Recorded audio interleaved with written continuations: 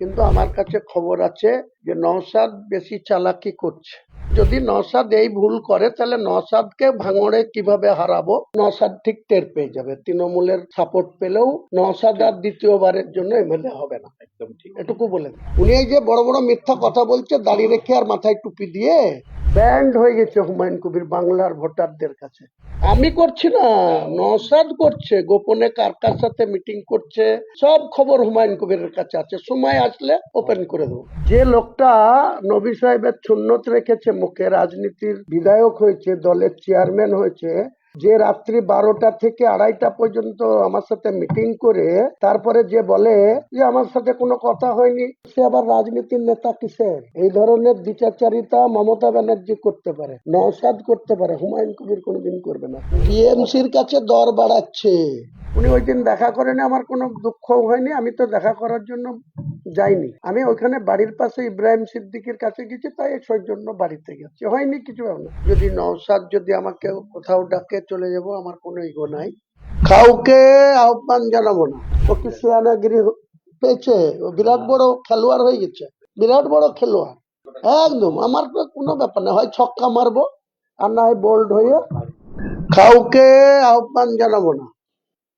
যদি বিজেপিকে ক্ষমতায় আসতে না দেওয়ার জন্য কোনো দলের সদিচ্ছা থাকে, তৃণমূল কংগ্রেসকে ক্ষমতাচ্যুত করার সদিচ্ছা যদি কোনো রাজনৈতিক দলের থাকে, তিনি আমাকে আলিমউদ্দিন স্ট্রিটে ডাকলেও চলে যাব, আমার কোনো ইগো নাই। কেউ যদি নওশাদ যদি আমাকে কোথাও ডাকে চলে যাব, আমার কোনো ইগো নাই। কিন্তু আমার কাছে খবর আছে যে নওশাদ বেশি চালাকি করছে।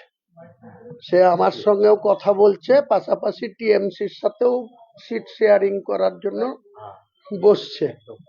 তো বসতে দিন। যদি নওশাদ এই ভুল করে তাহলে নওশাদকে ভাঙড়ে কিভাবে হারাবো নওশাদ ঠিক টের পেয়ে যাবে। তৃণমূলের সাপোর্ট পেলেও নওশাদ আর দ্বিতীয়বারের জন্য এমএলএ হবে না। একদম ঠিক, এটুকু বলে দিন।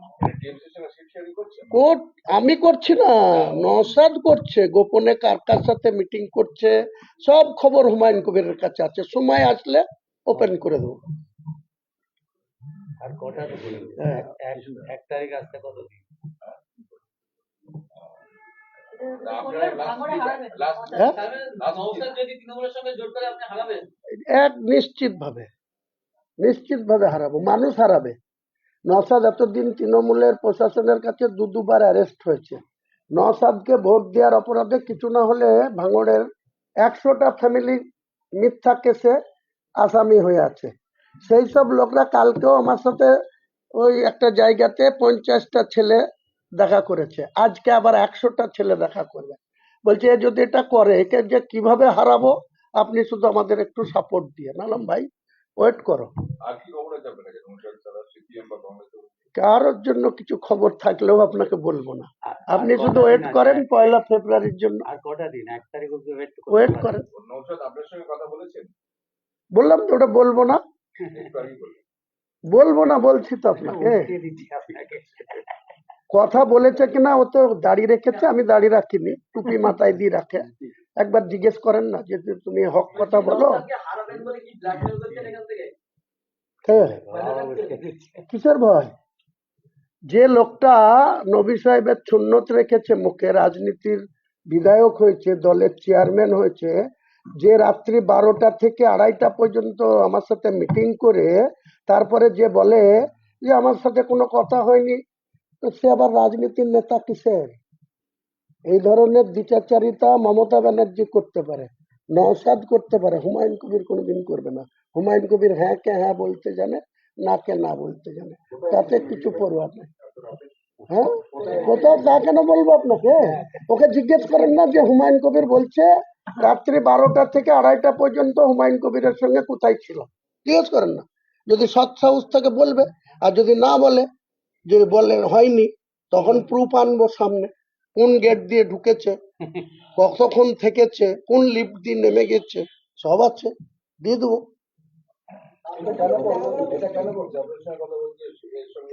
টিএমসির কাছে দর বাড়াচ্ছে যে হুমায়ুন কবিরের কাছে যাব না, যদি আমাকে 20টা সিট দিয়ে দাও। তো 20টা সিট লেখ না, কাকে 20টা প্রার্থী দিবে, তারপরে কটা জিতবে, 5টা না কটা প্রার্থী দিয়ে তো একটা জিতেছিল।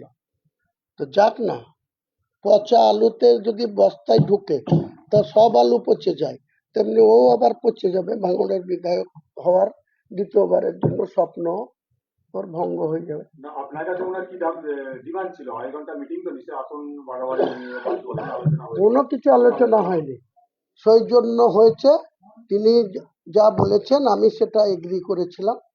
তারপরে তিনি যে নাটকবাজি করছেন, তিনি যে বড় বড় কথা বলছেন, কিছু সাংবাদিক বন্ধুকে উনি ওই দিন দেখা করেনি, আমার কোনো দুঃখ হয়নি, আমি তো দেখা করার জন্য যাইনি। আমি ওইখানে বাড়ির পাশে ইব্রাহিম সিদ্দিকের কাছে গেছি, তাই সেই জন্য বাড়িতে গেছি, হয়নি কিছু না। উনি বলছে ওনাকে নাকি অ্যাপ্লিকেশন করতে হবে, উনি বিমান বোসকে অ্যাপ্লিকেশন করছে, হাতে পায়ে ধরে বেড়াচ্ছে। হুমায়ুন কবিরের আজকের দিনে যা ভোট পার্সেন্টেজ আছে, ব্যান্ড হয়ে গেছে হুমায়ুন কবির বাংলার ভোটারদের কাছে। আমি কাউকে যাদের 3% ভোট আছে তাদের কাছে আমি অ্যাপ্লিকেশন ডালবো যে আমার সাথে জোট করেন? কোনো দরকার করে না। হুমায়ুন কবিরের হারানোর কিছু নেই। Humayun Kabir open to all ছক্কা মারবে, না হয় বোল্ড হয়ে বাড়ি ঢুকে যাবে, কোনো অসুবিধা নেই। না, আপনি বললেন যে ওনার যে প্রস্তাব ছিল সেটা আপনি মেনে নিয়েছিলেন। এই যে একবার যে সৌজন্য সাক্ষাতে আলোচনা হয়েছে, কি ছিল ওনার প্রস্তাব? সেটা বলবো কেন আপনাকে? ওনাকে জিজ্ঞেস করুন না। উনি এই যে বড় বড় মিথ্যা কথা বলছে দাড়ি রেখে আর মাথায় টুপি দিয়ে, যে ওনার সাথে কোনো কথাই হয়নি, উনি কেন বলছেন এই করছেন। তো উনি কি করতে সেখানে 2.5 ঘন্টা ছিল? সাক্ষী রেখে দিয়েছি কে ছিল। হ্যাঁ, ডেটও বলবো না, প্লেসও বলবো না। বললাম তো ডেটও বলবো না। যদি অস্বীকার করে তাহলে প্রুফ সহ আপনাদের সামনে দিয়ে দেবো, তখন ওর টুপি ফুপি খুলে কোথায় বাড়িতে ঢুকে যাবে। আপনাকে বিশ্বাস করবে কি করে? মানুষ একটা একান্ত আলোচনা সেটা আপনি এইভাবে ভাগ করে দিচ্ছেন, অন্যরা আরে তার আগে ও কেন বলছে? ও কেন বলছে? জোট হবে না, ও কেন বলছে?